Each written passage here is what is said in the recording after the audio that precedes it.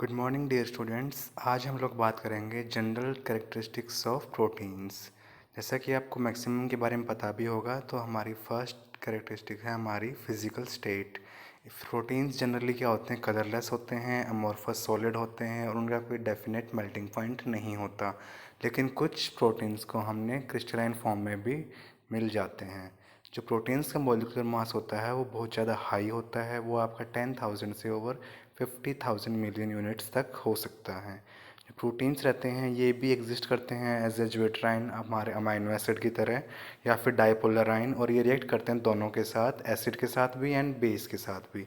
जो इनकी elemental composition होती है, मतलब उसमें जनरली हमें क्या क्या मिलता है, carbon, hydrogen, nitrogen and oxygen, ये हमारे मेजर अमाउंट में होते हैं और हमारा सल्फ़र एंड फॉस्फोरस हमारे माइनर अमाउंट में होते हैं। फिर हम बात करते हैं हमारे अप्रोक्सीमेट जो कंपोजिशन होती है इनकी, वो क्या रहती है। हमारा कार्बन होता है अप्रोक्सीमेटली 53%, हमारी हाइड्रोजन होती है 7%, ऑक्सीजन जनरली मिलती है 23% और नाइट्रोजन होती है अप्रोक्सीमेटली 16%। जिन अमाइनो एसिड में सल्फ़र एंड फॉस्फोरस भी प्रेजेंट होते हैं, तो वहाँ पे सल्फ़र की क्वांटिटी होती है अप्रोक्सीमेटली 1% एंड फॉस्फोरस की होती है 0.5%। जो हमारे प्रोटीन्स होते हैं ये ऑप्टिकली एक्टिव होते हैं और इन सब की कॉन्फ़िगरेशन क्या होती है, हमारी एल कॉन्फ़िगरेशन। जो इनका आइसोइलेक्ट्रिक पॉइंट का, हर एक प्रोटीन का अपना मतलब कैरेक्टरिस्टिक आइसोइलेक्ट्रिक पॉइंट होता है। एग्जांपल है केसिन। केसिन जो हमारा प्रोटीन है उसका आइसोइलेक्ट्रिक पॉइंट होता है 4.6। हाइड्रोलिसिस अगर हम करते हैं हमारे प्रोटीन्स की, तो उनको हाइड्रोलाइज किया जा सकता है। हम एसिड से भी हाइड्रोलाइज कर सकते हैं, बेस से भी कर सकते हैं और एंजाइम से भी कर सकते हैं। हाइड्रोलाइज कंप्लीट हाइड्रोलिसिस के बाद हमें हमारे अल्फ़ा अमीनो एसिड मिल जाते हैं फिर से। तो उसके बाद हम देखते हैं कलर टेस्ट ऑफ प्रोटीन्स। जो कलर टेस्ट होते हैं प्रोटीन्स के, ये हमारे एग्ज़ाम पॉइंट ऑफ व्यू से इम्पोर्टेंट होते हैं और हमारे कॉम्पिटिटिव एग्ज़ाम्स में भी इम्पोर्टेंट होते हैं। तो कई बार इनसे डायरेक्ट क्वेश्चन आ जाता है। तो फर्स्ट टेस्ट है हमारा बायूरेट टेस्ट। इसमें हम क्या करते हैं, हम एल्कलाइन सॉल्यूशन लेते हैं प्रोटीन का और उसमें ऐड कर देते हैं कुछ ड्रॉप किसकी, 1% कॉपर सल्फेट सॉल्यूशन की। तो उसमें क्या होता है कि हमारे कोऑर्डिनेशन कंपाउंड का फॉर्मेशन होता है और हमारे वायलेट कलर का कॉम्प्लेक्स बन जाता है। तो कलर कैसा हो जाएगा सॉल्यूशन का, हमारे वायलेट। इसमें copper 2+ as a centre ion होगा और उसमें कोऑर्डिनेट कौन कौन करेंगे, हमारा कार्बोनिल कार्बन की जो ऑक्सीजन पे लोन पेयर के इलेक्ट्रॉन होंगे वो डोनेट करेंगे कॉपर 2+ को, और जो नाइट्रोजन पे हमारी CONH बॉन्ड होती है, जो NH रहता है, नाइट्रोजन के लोन पेयर होते हैं, वो भी डोनेट करते हैं किसको, हमारे कॉपर 2+ आयन मेटलिक सेंटर को, और एक कोऑर्डिनेशन कंपाउंड का फॉर्मेशन यहाँ पे हो जाता है, जिसमें कलर कौन सा आता है, हमारा वायलेट कलर। सेकंड टेस्ट होता है हमारा ज़ैंथोप्रोटिक टेस्ट। इसमें हम क्या करते हैं, जो हमारा प्रोटीन होता है उसको हम ट्रीट कराते हैं किसके साथ, कॉन्सेंट्रेटेड नाइट्रिक एसिड के साथ। अगर आपका येलो कलर आ जाता है तो उसका मतलब ये है कि जो आपका हमारे प्रोटीन में जो अल्फ़ा अमीनो एसिड है उसमें क्या है, हमारी बेंजीन रिंग है। तो जनरली ये टायरोसिन और ट्रिप्टोफैन देते हैं ये टेस्ट। जब भी हमारे प्रोटीन में टायरोसिन और ट्रिप्टोफैन नाम वाले अल्फ़ा अमीनो एसिड होते हैं जिसमें बेंजीन रिंग होती है। तो येलो कलर किसकी वजह से आता है, क्योंकि हम बेंजीन का नाइट्रेशन हो जाता है और हमारी नाइट्रोबेंजीन का फॉर्मेशन हो जाता है। अगर कई बार जब हमारे हाथ पे भी कंसनट्रेटेड नाइट्रिक एसिड स्पिल हो जाता है तो हमारी स्किन भी येलो टर्न हो जाती है, यानी कि जो स्किन में हमारे प्रोटीन्स होते हैं उनमें जो बेंजीन होती है अल्फ़ा अमीनो एसिड में प्रोटीन के अंदर, तो जो बेंजीन का नाइट्रेशन होने की वजह से हमारी स्किन का कलर येलो हो जाता है। फिर आप हमारा नेक्स्ट टेस्ट है मिलेंस टेस्ट। इसमें क्या होता है कि हम मिलेंस रिएजेंट को ट्रीट कराते हैं एक्वस सॉल्यूशन ऑफ प्रोटीन के साथ। अगर रेडिश ब्राउन कलर हो या फिर PPT बन जाता है तो उससे ही कंफर्म हो जाता है कि जो हमारा प्रोटीन है उसमें फिनोलिक अल्फ़ा अमीनो एसिड है। तो मिलेंस रिएजेंट क्या होता है हमारा, ये होता है हमारा मर्क्यूरस नाइट्रेट का एंड मर्क्यूरिक नाइट्रेट का मिक्सचर, किसमें, कंसनट्रेटेड नाइट्रिक एसिड के साथ, और उसमें हमारा small amount of nitrous acid भी प्रेजेंट होता है। ठीक है, तो ये था हमारा मिलेंस टेस्ट। इसमें मिलेंस टेस्ट हमारे प्रोटीन का कंफर्मेटरी टेस्ट नहीं है। जो हमारे बाकी कंपाउंड होते हैं जिसमें फिनोल फंक्शनल ग्रुप होता है वो भी मिलेंस टेस्ट को दे देते हैं। इसीलिए प्रोटीन को कंफर्म करने के लिए या तो हमें निनहाइड्रिन टेस्ट करना पड़ता है या फिर हमें बाइयूरेट टेस्ट करना पड़ता है। तो निनहाइड्रिन टेस्ट, जैसा कि हम अमीनो एसिड के साथ निनहाइड्रिन की रिएक्शन भी पढ़ चुके हैं। निनहाइड्रिन टेस्ट में क्या होता है कि हम प्रोटीन लेते हैं, उसको एक्वस सॉल्यूशन ऑफ निनहाइड्रिन में मतलब उसमें डाल देते हैं और उसको बॉईल करते हैं। अगर हमारा ब्लू वॉयलेट कलर आता है तो हमारा कंफर्म हो जाता है कि इस सॉल्यूशन में हमारा प्रोटीन है। ठीक है। उसके बाद फिर हेलर्स टेस्ट करते हैं।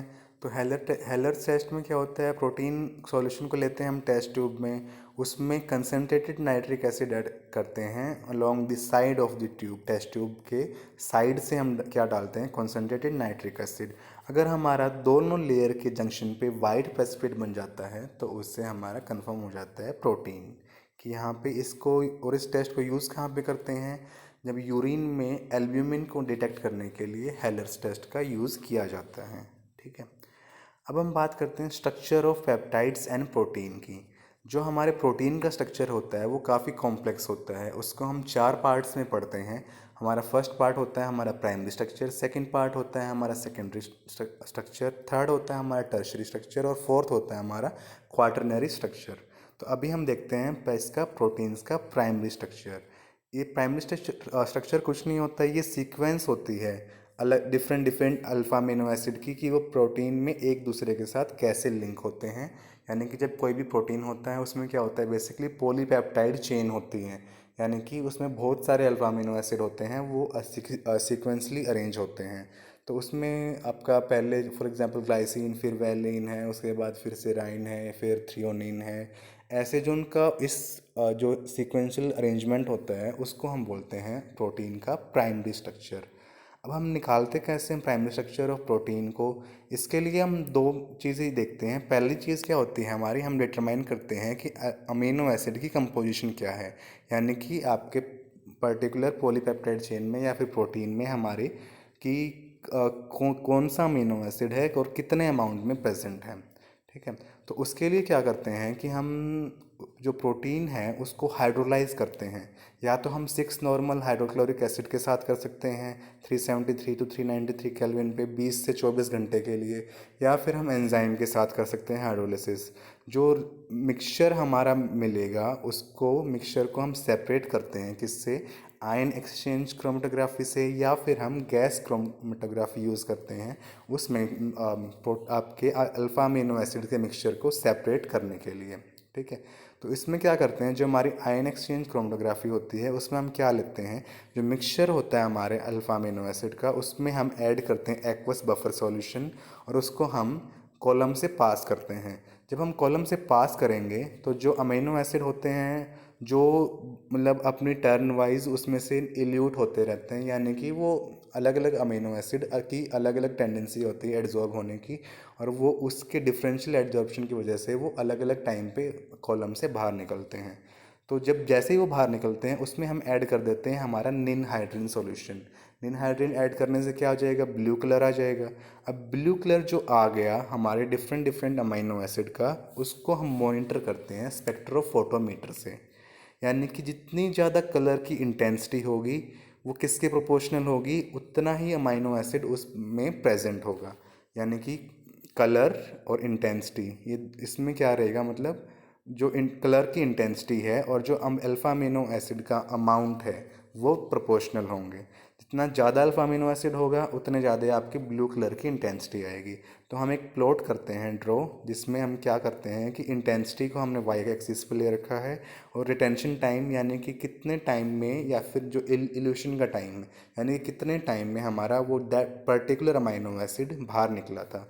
तो जो ये पीक्स आई हुई हैं ये डिफरेंट डिफरेंट अमाइनो एसिड की डिफरेंट अमाउंट की पीक है। यानी कि जिसका इंटेंसिटी ज़्यादा होगी या इसका मतलब क्या है कि उसका अमाउंट उसमें ज़्यादा है। तो जो एरिया अंडर द पीक होगा वो किसके इक्वल होगा, वो relative amount of amino acid के होगा।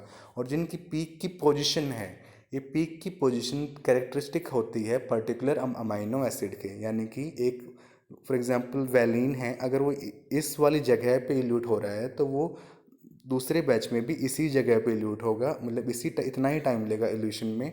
और उसका मतलब इंटेंसिटी डिपेंड करेगी कि उसका अमाउंट कितना है उस हमारे पर्टिकुलर प्रोटीन में पॉलीपेप्टाइड चेन में। ठीक है।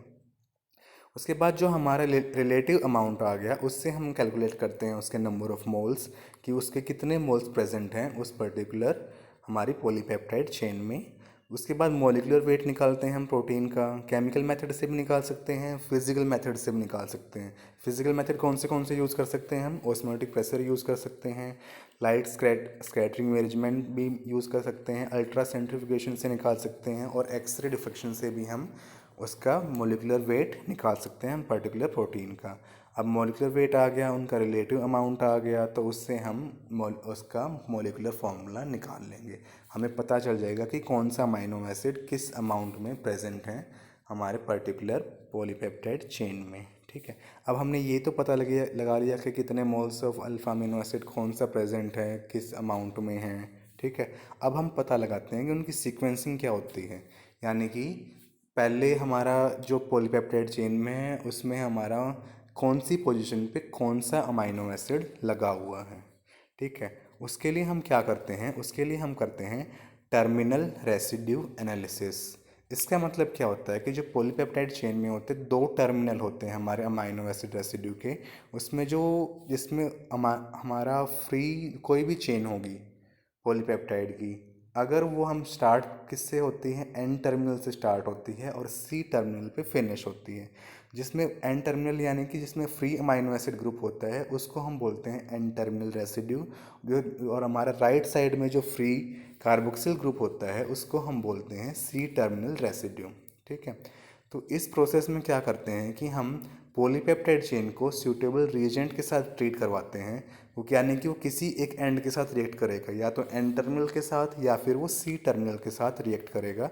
तो उससे रिएक्ट करने के बाद वो उसके साथ अटैच हो जाएगा, यानी कि उसको टैग हो जाएगा उस पेप्टाइड पे। ठीक है, उसको फिर हम करते हैं हाइड्रोलाइज। हाइड्रोलाइज हम कंप्लीट नहीं करेंगे, सिर्फ पार्शियल हाइड्रोलिसिस करेंगे, जिससे सिर्फ जो इस आपके पर्टिकुलर अमाइनो एसिड पे आपका रिएजेंट अटैच हुआ था सिर्फ वहाँ से आपकी पेप्टाइड बॉन्ड ब्रेक होगी। ठीक है, और उसके बाद हम उसको पता लगा सकते हैं कि हमारा वो कौन सा पर्टिकुलर अमाइनो एसिड है।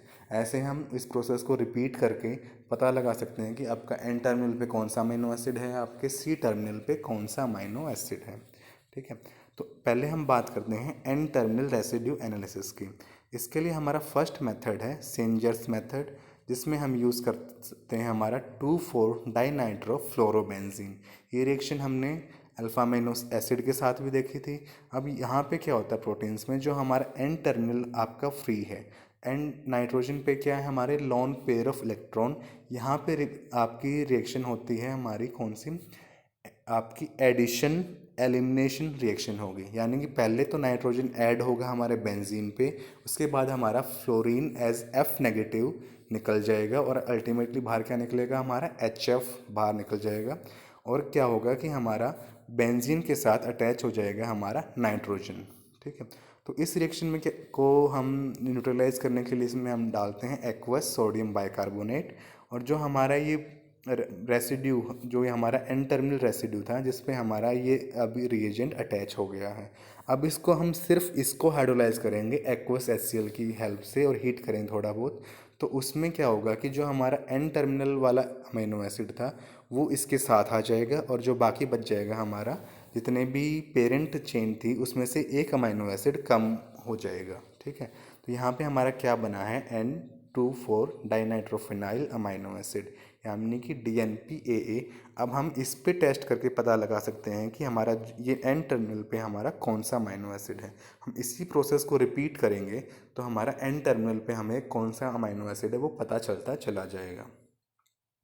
अब इसका सेकंड मेथड है हमारा एडमंड्स मेथड। एडमंड्स मेथड में हम क्या यूज़ करते हैं? फिनाइल आइसो थायोसाइनेट का यूज़ करते हैं। तो ये इसमें क्या होता है कि हमारा जो एन टर्मिनल पे हमारा नाइट्रोजन पे lone pair of electron free हैं वो अटैक करते हैं हमारे कार्बन पे, और हमारा एन नेगेटिव का फॉर्मेशन हो जाता है। यहाँ पे फॉर्मेशन किसका हुआ? एन फिनाइल थायोकार्बामाइल पेप्टाइड, जिसको हम शॉर्ट में PTC पेप्टाइड भी बोलते हैं। इसको जब हम करेंगे हाइड्रोलाइज HCl की हेल्प से, ठीक है, तो क्या होगा? एक्वस HCl, और हल्का सा हीट करेंगे तो हमें क्या मिलेगा? यहाँ पे फिनाइल थायोहाइडेंटोइन, यानी कि इसको हम फिर आइडेंटिफाई करते हैं क्रोमेटोग्राफी की हेल्प से। शॉर्ट फॉर्म होती है इसकी पीटीएच, और जो बाकी बच गया वो क्या बचा हमारा, पेप्टाइड, जिसमें क्या है कि एक अमाइनो एसिड कम है पेरेंट चेन से। जो हमारी पॉलीपेप्टाइड की चेन थी उसमें से जो एन टर्मिनल था वो ब्रेक डाउन होके किसके साथ अटैच हो जाएगा, हमारे फिनाइल आइसोथायोसाइनाइड के साथ, और फॉर्मेशन कर लेगा हमारे फिनाइल थायोहाइडेंटोइन का। अब क्रोमेटोग्राफी की हेल्प से हम पता लगा सकते हैं कि हमारा कौन सा पर्टिकुलर अमाइनो एसिड है एन टर्मिनल पे। इसी प्रोसेस को रिपीट करेंगे तो हमें एन टर्मिनल वाले पता चलते चले जाएंगे सीक्वेंस में। ठीक है। फिर हमारा थर्ड मेथड है डेंसाइल मेथड। डेंसाइल मेथड हमारे सेंजर्स मेथड का ही इम्प्रूव्ड फॉर्म है। इसमें हम क्या करते हैं, इसमें हम यूज़ करते हैं 5 dimethyl amino naphthalene 1 sulfonyl chloride को, इसको शॉर्ट में हम DNSCl भी बोलते हैं। इसमें क्या होता है कि जो ये मेथड बिल्कुल सिमिलर है आपके सेंजर्स मेथड से। हमारा एन टर्मिनल जो नाइट्रोजन होगा वो अटैक करेगा सल्फ़र को और हमारा Cl निकल जाएगा। यहाँ पे हमारा बाई प्रोडक्ट होगा HCl। तो इसमें जब इस पे अटैच हो गया ये, उसके बाद एक्वस HCl से हमने इसको पार्शियल हाइड्रोलिसिस कर दी और हमारा एन टर्मिनल वाला DNS अमाइनो एसिड बना के अलग हो गया। इस मेथड की एडवांटेज ये है कि जो हमारा ये ग्रुप होता है, DNS ग्रुप होता है, ये फ्लोरोसेंस शो करता है। तो फ्लोरोसेंस शो करेगा तो हम फ्लोरोमेट्रिक मेथड से पता लगा सकते हैं कि हमारा एन टर्मिनल रेसिड्यू कौन सा है। ठीक है। तो इसका एक ये एडवांटेज है किससे, हमारे सेंजर्स मेथड से। इसी को हम रिपीट करेंगे तो हमें एन टर्मिनल रेसिड्यू पता चलता चला जाएगा। आजकल क्या हो रहा है कि प्रोटॉन सीक्वेनेटर आ रहे हैं, वो उसमें क्या होगा, यानी कि सारा प्रोसेस ऑटोमेटेड होता है। तो उसमें हम हमारा पॉलीपेप्टाइड चेन डाल देते हैं, उससे हमें सीक्वेंस के साथ रिएक्शन उसमें होती रहती है और हमें पता लगता रहता है कि हमारा एन टर्मिनल पे ये रेसिड्यू है, उसके बाद फिर अगला अमाइनो एसिड ये है, उससे अगला अमाइनो एसिड ये है। ठीक है। तो ये थे हमारे मेथड किसके, एन टर्मिनल रेसिड्यू को स्टडी करने के लिए। अब हम बात करते हैं सी टर्मिनल की। सी टर्मिनल पे क्या होता है एक्चुअल में, इसके एन टर्मिनल के कंपैरिजन में सी टर्मिनल को पता लगाना थोड़ा सा डिफ़िकल्ट होता है। इसके दो मेथड है हमारे पास। पहला है हाइड्रोजिनोलिसिस मेथड। इसमें हम क्या करते हैं, हमारे पॉलीपेप्टाइड चेन को एनहाइड्रस हाइड्राजीन के साथ ट्रीट कराते हैं 373 केल्विन पे। उसमें क्या होता है कि हमारा पूरा का पूरा मॉलिक्यूल ब्रेक डाउन हो जाता है और उसमें क्या होता है कि सबका जो आपका फ्री कार्ब सी टर्मिनल को छोड़ के बाकी सारे के सारे जो अमाइनो एसिड हैं वो हाइड्राजाइड्स में कन्वर्ट हो जाते हैं। जो हाइड्राजाइड्स होते हैं इनको जब हम कॉलम से पास करते हैं तो ये क्या होते हैं कि ये बेसिक होते हैं और हमारे कैटायन एक्सचेंज रेजिन के ऊपर ये वहीं अटक जाते हैं, ये कॉलम से बाहर नहीं निकलते और हमारा फ्री अमाइनो एसिड कॉलम से इल्यूट हो जाता है और हम पता लगा लेते हैं कि हमारा सी टर्मिनल पे कौन सा अमाइनो एसिड है। फिर सेकंड मेथड होता है हमारा एंजाइमेटिक मेथड। इसमें क्या करते हैं हम कार्बोक्सी पेप्टिडेज एंजाइम यूज़ करते हैं। ठीक है। और हमारा जो सी टर्मिनल पे जो हमारा अमाइनो एसिड होता है वो ब्रेक डाउन हो जाता है और बाकी प्रोटीन की जो पेरेंट चेन होती है उसमें से एक सी टर्मिनल वाला अलग हो गया और बाकी चेन हमारी इंटैक्ट रहती है। तो इससे हम पता लगा सकते हैं कि हमारा सी टर्मिनल पे कौन सा अमाइनो एसिड है।